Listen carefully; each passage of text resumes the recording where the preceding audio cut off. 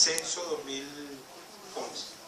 65 personas en el vagón de la locomotora, 29% en el vagón de los niños, 6% en el vagón de los adultos mayores. Hoy la proporción es como 68, 25 y 6 y piquito. Ha cambiado un poquito, ¿no?, desde el último censo para acá. Pero esa es más o menos la estructura. La pregunta es, ¿esta estructura es buena o es mala?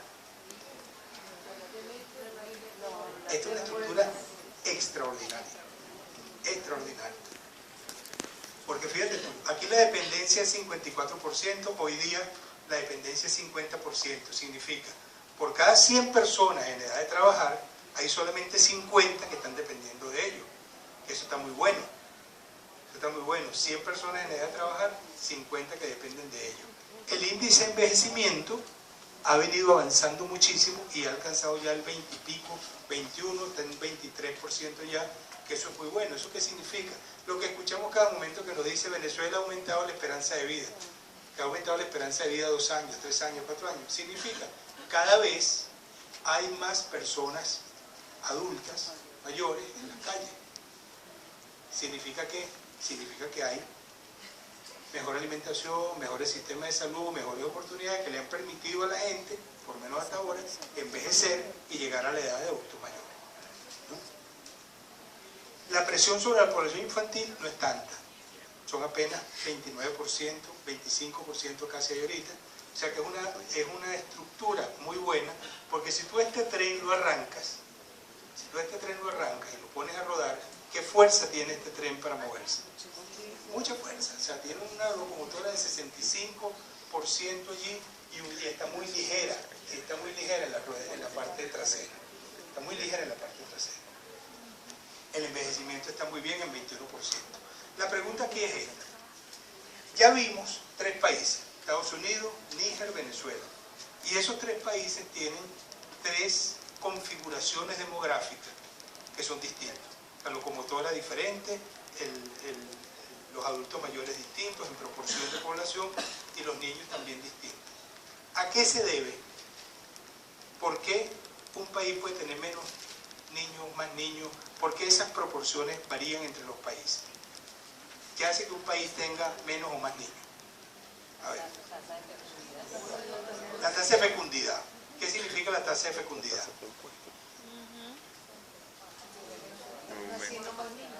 La tasa de fecundidad es el número de niños que una mujer tiene a lo largo de su vida reproductiva. Eso es la tasa de fecundidad. ¿Cuántos hijos tiene una mujer a lo largo de su vida reproductiva? Entonces, fíjate, como les dije, yo no les voy a mostrar las gráficas de lo que ha pasado con la tasa de fecundidad en este país ni nada por el estilo. Pero vamos a hacerlo de esta manera. ¿Alguien ahí que me levante la mano, cualquiera por ahí? Hacer una pregunta. ¿Cuántos hijos tuvo tu abuela? Mi abuela tuvo 8 hijos. 8 hijos. ¿Cuántos hijos tuvo tu mamá? 3. ¿Cuántos hijos tuviste tú? 1. Eso es lo que está pasando en Venezuela. ¿Ves? La tasa de fecundidad ha venido disminuyendo. Su abuela tuvo 8 hijos, su mamá tuvo 3, ella tuvo 1. Pero eso es lo que ha pasado en Venezuela. Venezuela pasó de que las mujeres tuviesen un promedio de 8,5 hijos a 2,3 hijos, que es lo que tienen hoy en día. ¿Por qué disminuye la tasa de fecundidad? ¿Por qué ha disminuido la tasa de fecundidad en el país? A ver, ¿por qué las mujeres, vamos a preguntarlo de una manera mucho más sencilla, ¿por qué las mujeres están teniendo menos hijos? El trabajo. No, están trabajando. Porque están trabajando.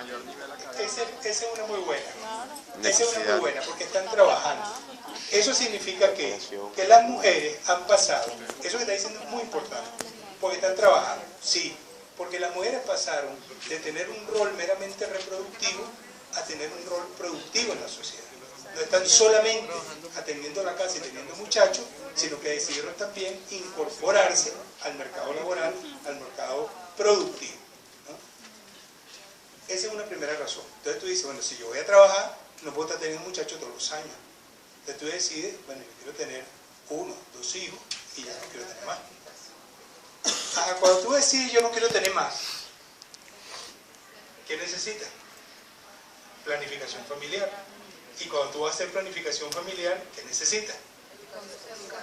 Educación sexual, que hay que darla desde las escuelas Desde los más iniciales, desde las escuelas iniciales, cuando los niños aprenden a diferenciarse de sexo, porque ven, tú tienes pipicito, tú tienes tal cosa, esto no se toca, esto, y empieza a diferenciarse de género allí, hasta educación sexual más avanzada, que se puede dar desde primaria, desde bachillerato, y que las escuelas de educación deberían formar a todo el mundo para que trabaje los temas de educación sexual, porque esto es básico para el desarrollo. Eso significa, educación sexual significa, entre otras cosas, que tú tienes que aprender a hacer planificación familiar, y aprender a hacer planificación familiar pasa porque tú sepas, por ejemplo, usar métodos anticonceptivos y ese tipo de cosas. Porque si tú no quieres tener sino 2 hijos, tú tienes que saber cómo se hace para nada más tener 2 hijos. Eso es parte del asunto. Muy bien. Entonces, así es como nosotros hemos ido bajando. Pero además de que hemos ido bajando en el número de niños que estamos teniendo en promedio en la sociedad venezolana, también ha ocurrido que los servicios sanitarios son mejores, que la gente se muere menos, los niños se mueren menos, los jóvenes se mueren menos, los adultos viven más largo, y entonces han pasado 2 cosas. Va bajando la tasa de fecundidad, significa que tenemos cada vez menos niños, y va aumentando la esperanza de vida. Significa que la gente llega a una edad más adulta, mayor, más años en promedio. Venezuela se ha ganado casi 10 años de esperanza de vida en 50 años. Eso porque mejora la alimentación, mejora la salud, disminuye la mortalidad infantil, etc. Muy bien. Entonces hemos llegado a esta situación, que es una situación buenísima. Es una situación buenísima. Pero que no es una situación eterna. Esto no es para toda la vida. Esto es una situación que es transitoria, porque conforme se va modificando, después llega un momento en que se termina de modificar completamente y queda en una condición que no es tan óptima. Vamos al siguiente.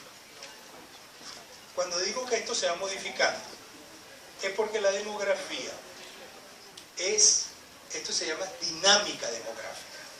Dinámica demográfica, ¿por qué? Porque resulta que la gente que va en ese tren, los niños que van en el vagón de los niños, no se quedan en el vagón de los niños para toda la vida, ¿verdad? ¿Por qué no se quedan en el vagón de los niños para toda la vida? Porque van creciendo. Y cuando ellos van creciendo, van pasando de este vagón para este vagón, ¿verdad? Y en ese vagón tienen que fajarse a trabajar. Y después que han trabajado muchos años en ese vagón, ¿qué hacen?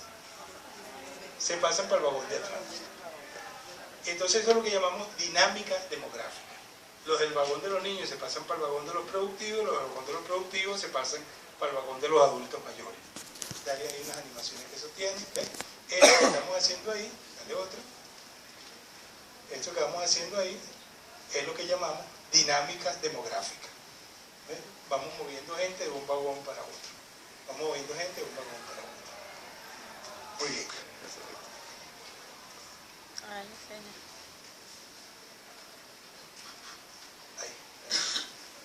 Aquí pueden pasar varias cosas. Cuando tenemos una esperanza de vida muy alta, o cuando tenemos una tasa de fecundidad muy alta, fíjate tú, si tenemos una esperanza de vida muy alta, dale otro, ¿qué es lo que va pasando? Si tenemos una esperanza de vida muy alta, ese vagón que está al final del tren se va a cargar de gente. Si ese vagón se carga de gente, ¿qué va a pasar con este tren para el tema del desarrollo? Ese tren se va a poner pesado, a menos que no tanto que aumente la tasa de fecundidad, mantengámonos todavía en la esperanza de vida alta.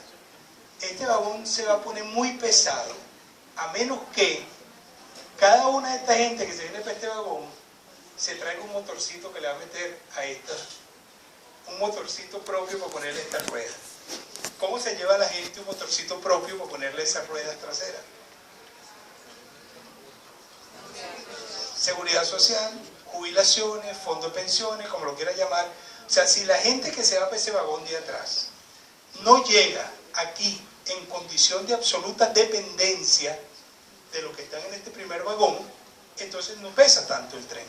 Ese tren pesa cuando esa gente se envejece, se acumula en ese último vagón, pero además está en condición de absoluta dependencia. Es decir, no tiene ahorros, no tiene pensión, no tiene seguridad social y depende de otro, de un familiar, de un hijo o del Estado. Es un peso para el país y es un peso para el desarrollo. Si esa persona logró seguridad social y se fue para ese vagón de atrás, pero se llevó hacia el vagón de atrás toda su seguridad social, ese vagón no se pone tan pesado para el tren. ¿Se entiende ese concepto, no? Por eso, tú empiezas a escuchar políticas a veces cuando, por ejemplo en Europa, aquí todavía no estamos tan envejecidos, pero en Europa la población está mucho más envejecida que en Venezuela. Entonces tú tienes que tomar políticas públicas, desarrollar políticas públicas para evitar que este tipo de cosas pasen y para evitar, por ejemplo, que este tren se ponga muy pesado atrás. Entonces, ¿qué hacen, por ejemplo? ¿Quién me da un ejemplo de una política pública?